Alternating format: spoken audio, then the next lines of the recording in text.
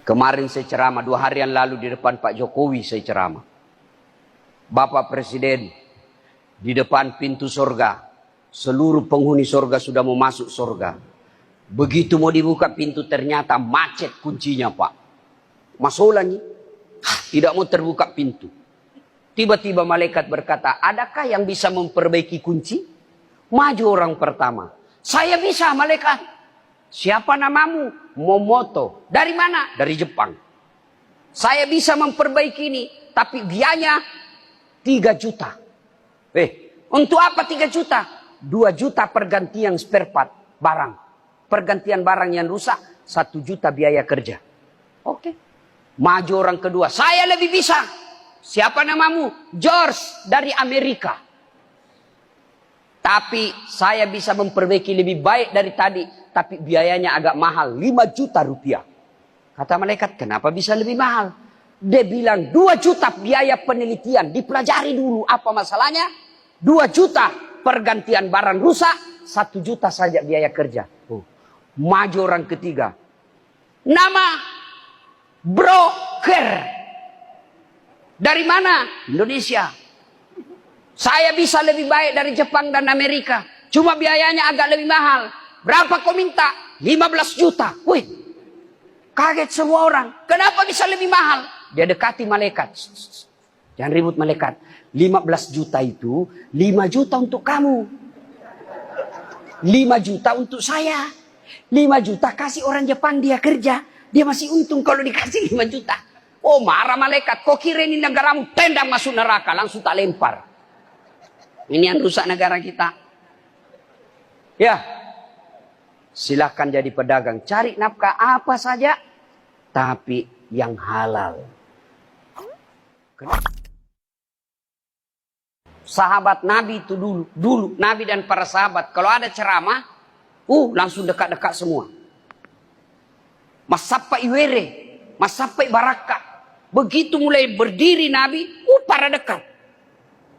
Kalau di sini saya lihat, Assalamualaikum warahmatullahi wabarakatuh. Pada jauh. Ciri-cirinya itu yang dekat-dekat dinding, itu sudah tua kasihan. Bukan karena godaan setan, sudah tua. Jadi wajar kalau dia jauh-jauh cari-cari penyandar-penyandar. Ciri-ciri sudah tua kasihan itu. Bukan zamannya setan, tapi mencari duduk yang nyaman. Ibu bapak, saudara-saudara sekalian. Suatu kali Nabi menuju ke perjalanan. Suatu tempat. Jadi kira-kira dari sini ya sampai ke depan pasar. Kira-kira seperti itulah. Ketika Nabi ke sana, Nabi melewati pemakaman. Tapi bukan pemakaman Covid. Ya. Pemakaman biasa. Waktu Nabi lewat di kuburan itu, kompleks pemakaman, Nabi bersabda, "Ma peri-periko. Langkahkan kakimu dengan cepat." Langsung sahabat begini semua. Sampai Nabi di tujuan. Setelah sampai di tujuan, Nabi pulang lagi. Lisusi. Kembali lagi. Rute yang sama. Melewati pemakaman. Begitu lewat pemakaman, seluruh sahabat kasih cepat lagi langkahnya. Nabi bilang, "Tidak usah, santai saja. Tidak usah buru-buru.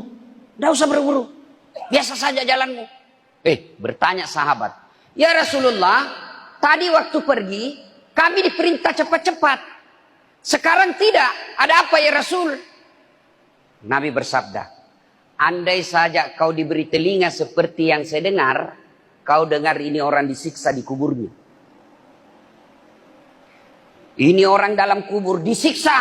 Tadi waktu pergi, saya tidak tega dan tidak tahan mendengar dia lama disiksa.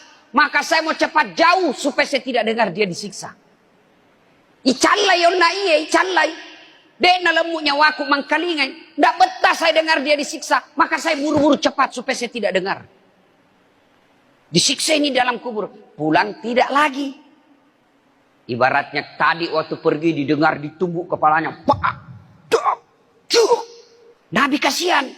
Pulang tidak ada lagi tumbuk-tumbuk. Lalu sahabat berkata, "Kenapa ya Rasul?" Nah, tadi Allah perintahkan kepada malaikat. "Hei malaikat, sudah mi, jangan lagi kau siksa dia. Hentikan siksaanmu. Kenapa? Tidak mungkin ini orang kusiksa. Anaknya di dunia lagi belajar mengaji, membaca basmalah. Baru anaknya membaca Bismillahirrahmanirrahim. Allah perintahkan, malaikat, sudah, jangan kau siksa ini orang tua. Kenapa mak baca bismillah? Baru membaca anaknya yang hidup Bismillahirrahmanirrahim, Allah sudah perintahkan kepada malaikat, hentikan siksaan ini orang tua dikubur. Nah, ibu bapak, saudara-saudara sekalian, terutama bapak-bapak ini yang sudah muka-muka sakaratil maut. Karena itu kalau sholat subuh, pensiun-pensiun yang banyak, Pak. Ini saya lihat juga ini. Sudah pada putih rambut, mulai batok-batok. Bapak-bapak, mau bayangkan bagaimana nanti dikubur? Mau bayangkan bagaimana nanti nasibnya bapak dikubur? Lihat anak sekarang. Kalau subuh seperti ini, ada anak datang ke masjid, bapak sudah tenang deh. Tenang, Pak. Tapi bapak sudah makin tua, makin sakit-sakit, makin jalan makin susah. Anakmu tidak pernah kau dapati di masjid. Rumahnya memang mewah, pintu-pintunya berlapis emas, proyeknya miliar-miliar. Tapi kau tidak pernah mendapatinya dalam masjid berjamaah. Tidak pernah kau dapatinya sholat subuh. Tidak pernah kau dapatinya ngaji. Demi Allah, siap-siap kau sengsara nanti di kuburmu. Tapi kan ada amalku, Ustaz. Ada pahalaku, Ustaz. Berapa lama bisa bertahan itu pahalamu? Akan habis. Berapa lama kita bisa tahan pahala yang kita buat? Saya sholat, Ustaz, tapi tidak bisa tambah lagi ketika kita sudah dikubur. Saya puasa Senin Kamis, Ustaz, tapi tidak bisa lagi tambah ketika kau sudah dikubur. Saya umroh tiap tahun, Ustaz. Begitu bapak masuk kubur, tidak bisa lagi umroh. Tapi amalmu yang bisa berlari-berlari terus, memproduksi terus, mengalir terus, nambah terus, meskipun kau sudah mati, adalah anak yang soleh dan soleha. Biar bapak sudah tulang-tulangnya hancur, hilang sudah di muka bumi ini, tapi selama anaknya masih mengaji, meninggal anaknya lagi anaknya mengaji, cucu namanya, anaknya lagi mengaji, cicit namanya, anaknya, cicitnya, cicit. Tapi begitu bapak meninggal, bapak tinggalkan anggota DPR yang tukang tipu. Bapak tinggalkan pejabat yang korup.